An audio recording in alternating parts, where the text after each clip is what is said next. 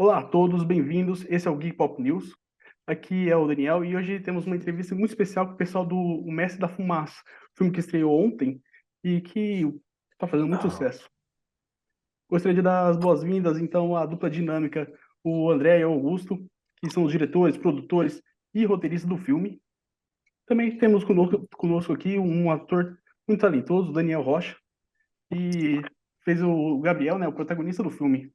E aí, pessoal, como vocês estão? Tudo bem, gente? Tudo bem? Como é que vai? Melhor agora de estar com você, Daniel Augusto, duplo xará. Hum. E aí, Geek Pop, né? Nós, meu. Bem, eu queria, para começar, né, que esse filme ele entra no cenário brasileiro já inovando, né? Ele é uma comédia, ele entra como uma comédia stoner, né? Sendo uma novidade no cinema brasileiro. Eu queria saber quais foram os desafios que vocês enfrentaram para trazer esse estilo para a gente e como vocês esperam que o público reaja a esse novo estilo. Bom, quanto à reação do público, como a gente passou em alguns festivais de cinema já pelo mundo, a gente viu a reação do público. É uma reação muito boa, as pessoas dão muita risada, elas gostam muito das lutas. Então, enquanto reação do público, a gente está um pouco tranquilo. A parte de estar no cinema agora, a gente está em poucas salas, queremos crescer. Então, o importante é muitas pessoas irem no cinema nesse momento, nas primeiras semanas, né? No primeiro fim de semana, e para a gente conseguir ter a força da nossa ideia na cabeça do exibidor, para a gente conseguir conquistar novas salas em capitais que a gente ainda não entrou e no interior, que a gente acha que o filme vai se dar muito bem. Tá certo. E você, André, você acha que também é essa mesma vibe? Você acha que tem um outro desafio? O que você acha?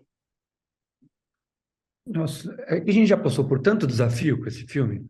Acho que desde na sua origem mesmo, o fato de que, por exemplo, eu e o Augusto, a gente trabalha com audiovisual há muito tempo, mas roteiro cinematográfico é uma arte em si, né? É uma coisa à parte. Então, teve já o processo lá desde o princípio de fazer essa adaptação de uma ideia para o cinema, propriamente dito. E agora, entrando em cartaz, que venham os próximos, assim. O maior desafio agora é tirar as pessoas de casa. Pós-pandemia, as pessoas pararam de ir no cinema.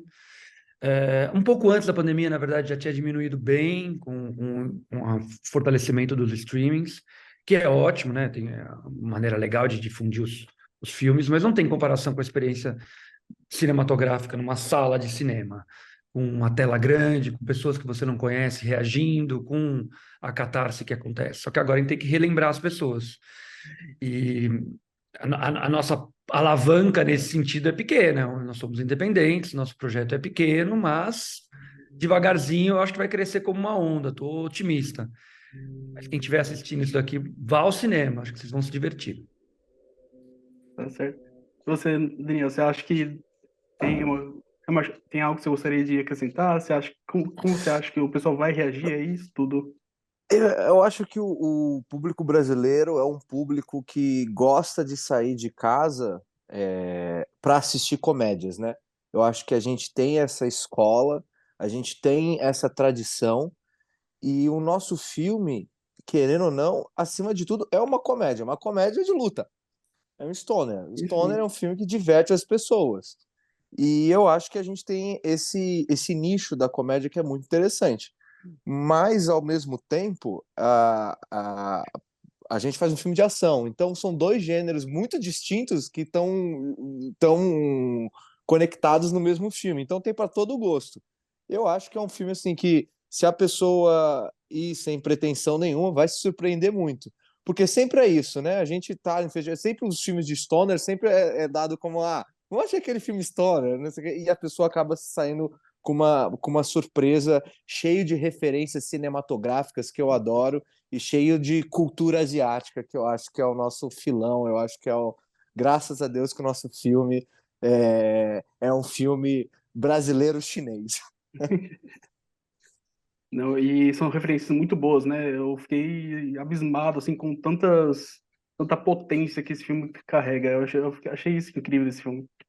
São Legal. desde Bruce Lee, a própria cultura em si, Nossa Senhora, que O genial primeiro isso. desafio foi a gente descobrir isso, né? Falando de desafio, porque quando a gente teve a ideia, a gente viu que a ideia era muito legal, muito forte, e a gente topou todos os desafios. E o primeiro foi conhecer os filmes de Kung Fu, a gente, muito além do Bruce Lee. Então a gente assistiu uns 60, 70 filmes diferentes de Kung Fu para entender como é que é essa cinematografia, e a gente entrou de cabeça nisso. A parte do filme Stoner, crescemos assistindo, né? Mas a parte do filme de Kung Fu a gente teve que pesquisar mesmo, para a gente saber o que tinha que fazer, como era que tinha que ser o vilão, como que tinha que ser o andamento da história. E a gente foi atrás deles, fugindo um pouco do Hollywood e fomos mais para esses filmes de Taiwan, de Hong Kong e da China. E acertaram muito bem. Que Bem, bom. Obrigado. e como vocês falam que e vocês conseguiram trazer essa cultura muito bem para o Brasil, né? E até abordaram certas questões sociais, né? Durante longo e adaptaram de forma meio com um tom meio humorístico, eu achei. Eu queria saber como foi trabalhar equilibrar esse tom tanto cômico quanto ao mesmo tempo que se traz uma seriedade com esses temas, né? Há elementos chaves, houve alguma coisa, uma abordagem que tornou isso mais possível? Houve um cuidado, né, André? A gente tomou É, cuidado. eu tenho a impressão que, desde o princípio, na verdade, apesar de o gênero stoner ter ser um subgênero da comédia, né? Os filmes onde a cannabis é o personagem principal, eles tendem a ser bem-humorados, eles vão para um outro caminho. A gente fez um gênero stoner onde o contemplador, a pessoa que faz uso da cannabis, ele não é um zero à esquerda, ele não é um pária da sociedade, ele não é um cara que não sai do seu sofá, ele é um Não cara é um que lesado, né? normal, ele trabalha. Não é um lesado que nem os filmes retratam, né? Sim, O sim. nosso. Exatamente. Às vezes ele é É. um bobão, é uma dupla bem bobona, assim. Eles se dão bem no final, que eles são os heróis, mas eles são bobões. Os nossos maconheiros não são bobões. É, e além disso, além da gente ter esse fator, o nosso humor, ele não é um humor pautado por piadas, que é ou não só piadas, mas por sketches autenticamente humorísticos. O nosso humor está muito mais no absurdo da situação. O absurdo, no caso de um certo exagero da presença da cannabis. Ela é realmente muito presente na nossa sociedade.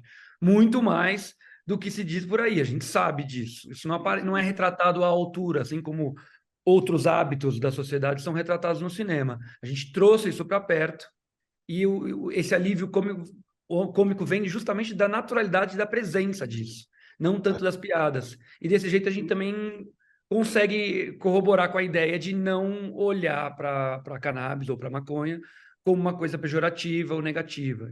A gente naturaliza ela. Acho que isso também foi um cuidado que a gente teve. A gente tentou tomar esse cuidado mesmo. Não sei se eu respondi a sua pergunta, desculpa, Daniel. Não, não, respondeu, era exatamente isso. Eu achei Tá. uma boa resposta, sim.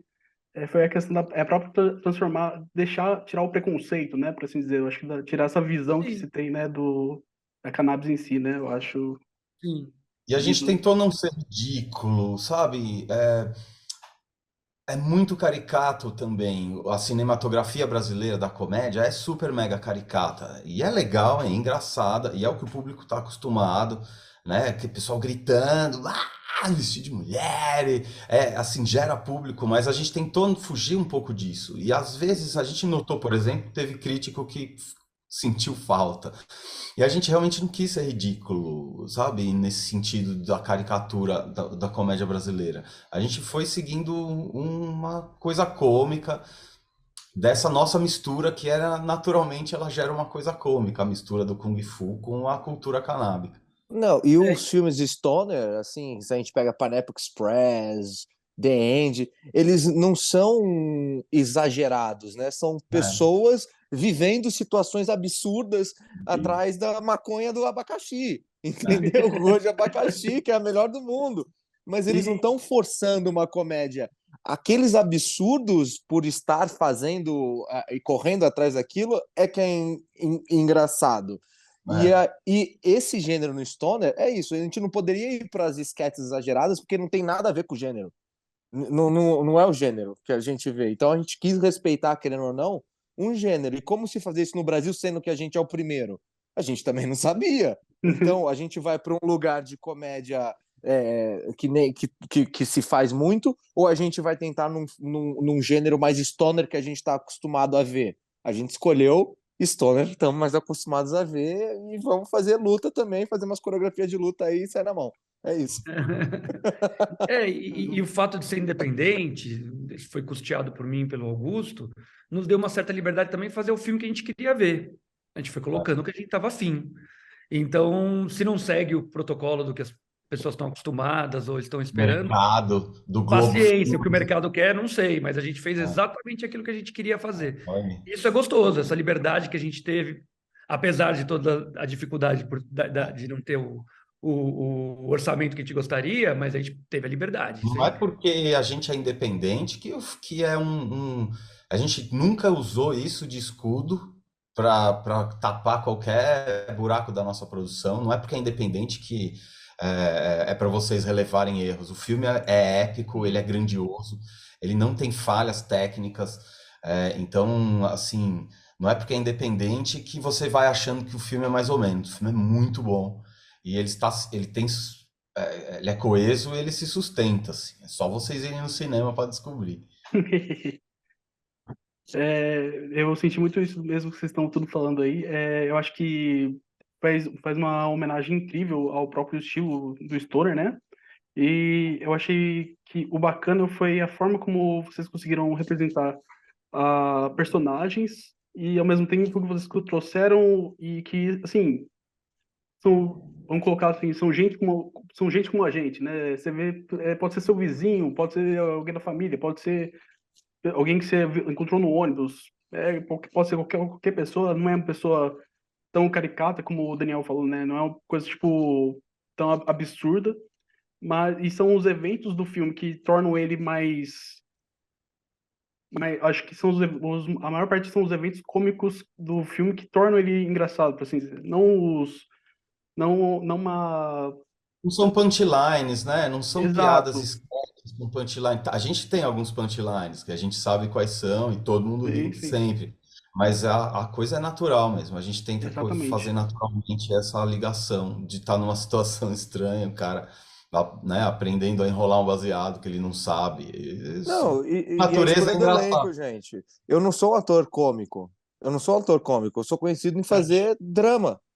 Sim, Eu sou sim. conhecido por fazer drama, em novela, e drama, sou série de drama, não sou ator de comédia. O Tony Lee é um ator chinês, gente, que fazia novela na China.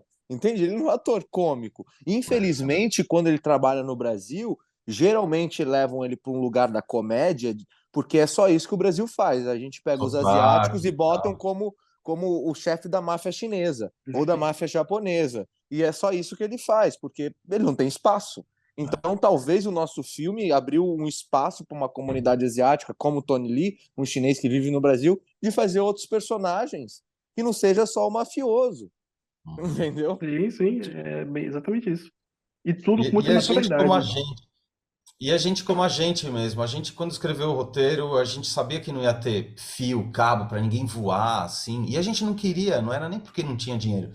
A gente quis fazer um filme pé no chão, que são pessoas, amigos que estão ali, eles treinavam com um grupo e aconteceu uma coisa com eles.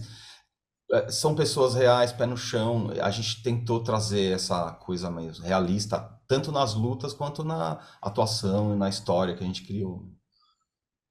Sim, sim. Bem, e aproveitando, né, já que puxaram a ideia, o próprio Tony Lee, né, o mestre Liu, né, nós vemos ao longo do filme que o mestre Liu, ele traz muita ideia do cultivo da cannabis, né? A gente pode dizer que o Mestre da Fumaça, ele é um filme que pró-legalização do cultivo, ou não, ou isso é uma ideia Ele é errada, completamente. antiproibicionista, nós somos antiproibicionistas, sim. É um filme ele não é panfletário, você notou e as pessoas vão notar, ele não é panfletário, sabe? Sim, sim. Ele não, mas ele trata com tanta naturalidade o tema Não, que mas a favor do autocultivo, o filme é com certeza. O Messi mesmo claramente. fala, não tem cabimento. Se você quer fumar, você tem que saber plantar. O autocultivo é uma das formas de coibir o tráfico de drogas, assim, no caso da maconha especificamente, além, obviamente, da legalização, que é um absurdo. Mas sim, o filme deixa isso muito claro. E a gente faz essa.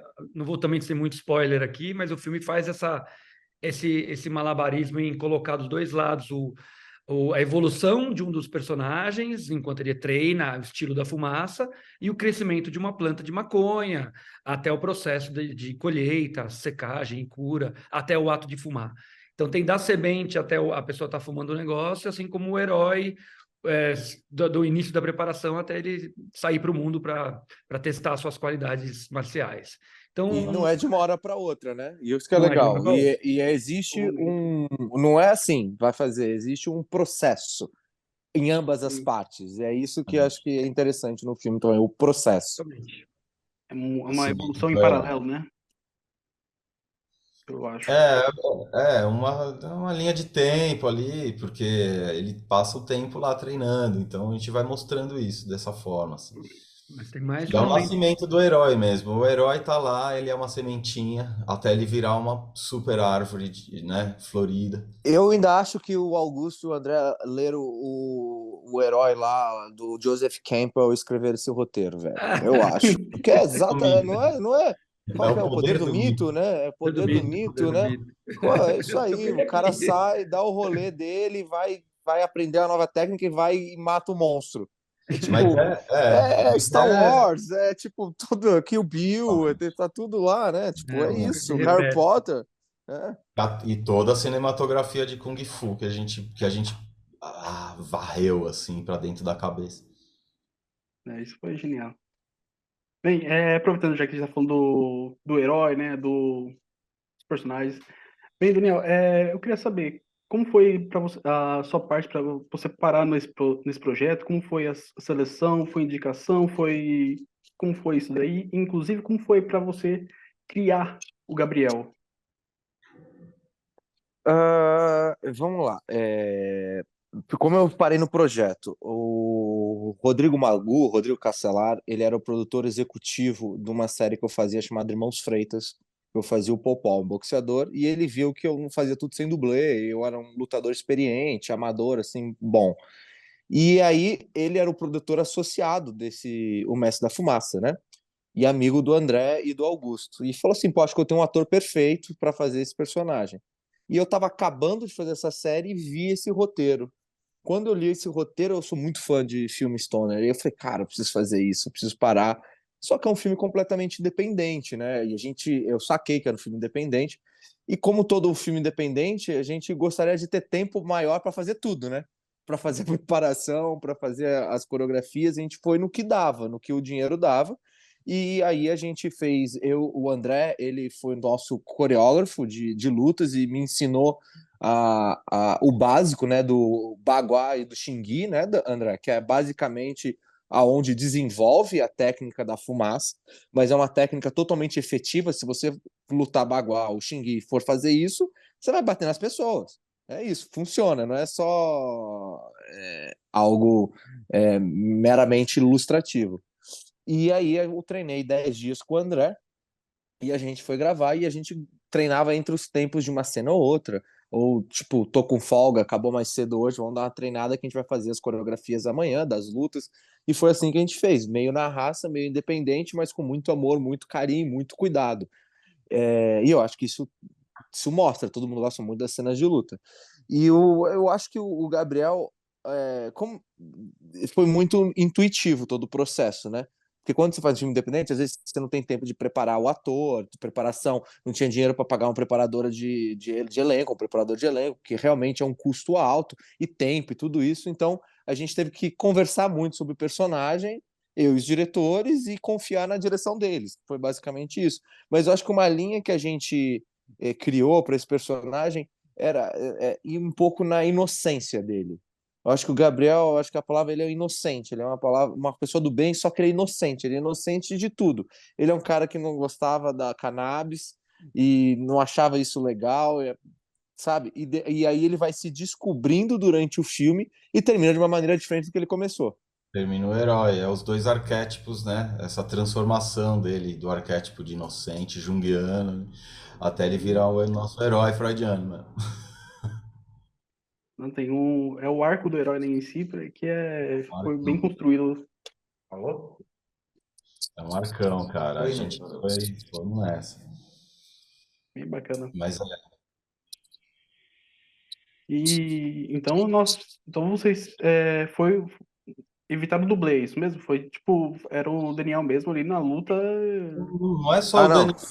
Todos os 100%. atores fizeram suas próprias cenas de luta. Todos os atores. Os dublês, eles entram como eles são os caras do mal, os Asseclas, os Minion que estão ali brigando pelo cara do mal, eles absorvem os golpes muito bem, eles fazem a luta se desenrolar de uma forma mais fluida, eles são os verdadeiros artistas marciais, né?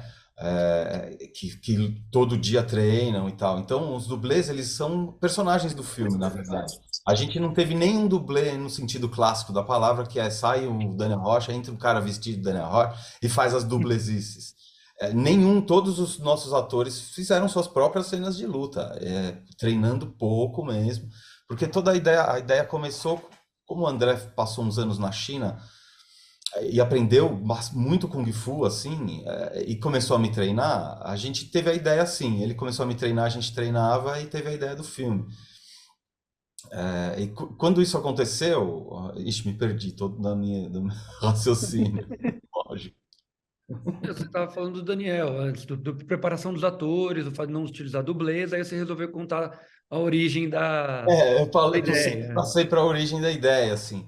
É, e os dublês, eles vieram, voltando para os dublês, eles realmente fizeram as lutas parecerem super reais, porque você dá um golpe e eles voam para trás, eles caem, eles absorvem o golpe, como eu falei, eles realmente deixaram as nossas lutas muito mais verossímeis, que era importantíssimo para um filme de Kung Fu.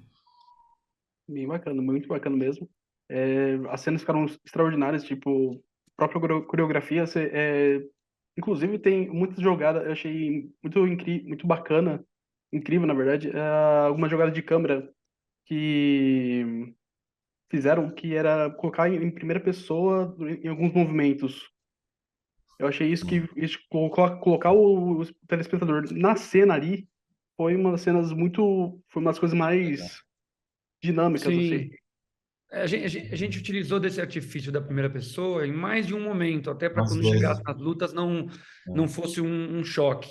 Então, tem alguns diálogos também que a gente enquadra desse jeito, de primeira pessoa, para trazer o personagem para frente daquela casa e trazer o espectador junto com ele. Ele está vendo aquela vista da casa. A mesma coisa para as lutas. Em alguns momentos, em algumas lutas específicas, a gente optou por colocar essa sensação de primeira pessoa, mas sem ficar aquela coisa da primeira pessoa com as mãozinhas só na frente, que Sim, é muito sim. usado em videogame e tal. A gente não Aham. foi para esse caminho.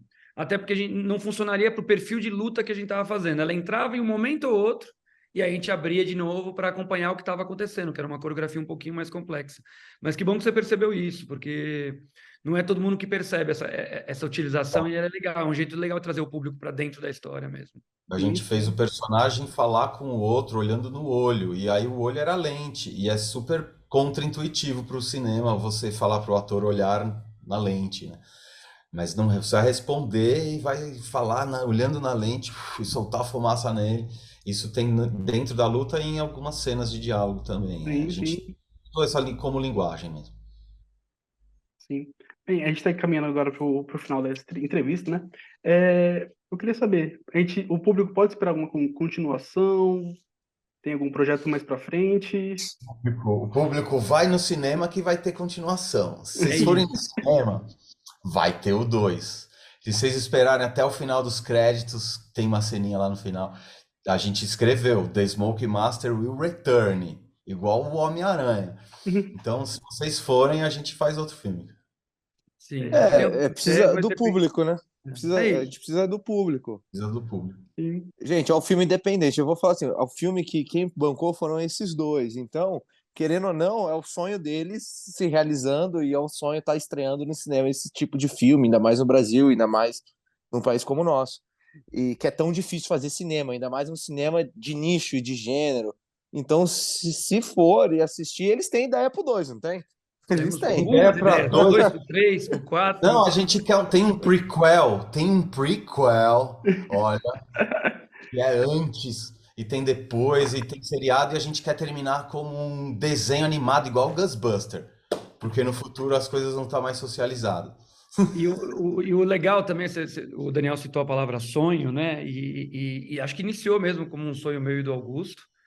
Depois, em alguns momentos, durante o processo, foi até um pesadelo, tal. Mas, assim, no sentido do trabalho árduo que é fazer cinema. Mas agora, nesse estágio, é legal perceber que a gente já não está mais sozinho.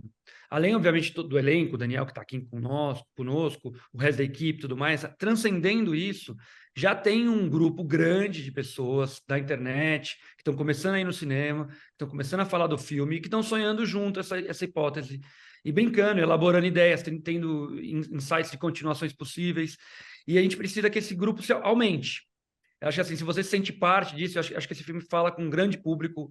As pessoas no Brasil que consomem cannabis é um número enorme, por volta de 15 milhões que utilizam com uma certa frequência, sem contar as pessoas que são fãs do gênero de ação ou do filme de fantasia. Todas elas podem ir lá e vão encontrar um filme que fala com elas, de alguma forma. Vai ter referência para quase todo mundo. Então, a oportunidade está agora, está no cinema. A gente não sabe o que vai acontecer depois, não sabe quando vai entrar para streaming, não sabemos o futuro do filme, assim, sendo bem direto e reto. Mas o que a gente sabe é que ele está em cartaz agora, as cidades vão aumentar. No momento, ainda faltam algumas capitais do Brasil, mas na semana seguinte, na terça-feira, revela as próximas cidades. Então, assim, quem estiver assistindo isso, vá ao cinema, que com certeza vai ter depois o 3, o prequel, o sequel, o spin-off, todas as variantes possíveis aí. E lembrando, gente, que é um filme de ação, acima de tudo, é um filme de comédia e de ação. Então, é para todos os gostos. É gente que é órfão, que nunca viu um filme de luta de Kung Fu, que pratica Kung Fu e ama Kung Fu, como na nossa pré-estreia tinha uma gama de gente só de Kung Fu, que estava pirando no filme por causa da luta. Tinha a parte do pessoal da cannabis que estava pirando, porque é a primeira vez que eles se sentiram representados no Brasil. Sim. E tinha a comunidade asiática, que é a primeira vez que eles falaram, graças a Deus, colocaram a comunidade asiática com uma relevância que eles merecem. A gente é um dos países que mais tem colônia asiática no mundo. E mesmo assim, a gente não deu esse espaço, ainda estamos dando, que o Smoke Master seja o primeiro de muitos, para essa comunidade conseguir trabalhar muito e deixarem de ser terceiro coadjuvantes e contarem as histórias deles como protagonistas, que eles são fantásticos. Vide Tony Lee. O filme só acontece e só é tão legal e que tem uma química fantástica porque a gente tem um Tony Lee no elenco. Sem ele, esse filme não aconteceria. Palmas a Tony Lee. Tony Lee é o mestre, é um cara incrível, é um ator fantástico. Obrigado por quem for, esse cara merece o mundo, porque ele é um cara incrível, uma pessoa maravilhosa e um ator excelente. Demais, isso aí, então você, Geek Pop Viewers, vá assistir O Mestre da Fumaça nos cinemas hoje, ou eu acabarei com sua vida. Ficando cada vez melhor, Augusto. Você tá ótimo. Tá melhorando. Gente, está em cartaz. Corram para assistir esse filme. A gente depende muito de vocês nessas primeiras 2 semanas, principalmente nessa semana, mas semana que vem também. Bem, você tá assistindo aí, ó, escutou já os 3 grandes mestres aqui, ó, pode já ir pro cinema, porque o filme já tá em cartaz. O Mestre da Fumaça, pode ir que é só sucesso, viu? Inclusive tem crítica lá no site. Pessoal, muito obrigado aí, viu? Foi sim, uma conversa sensacional, eu adorei, foi muito bom. Então, e até a próxima. Até a próxima. Valeu, gente. Geek Pop Valeu, News. gente.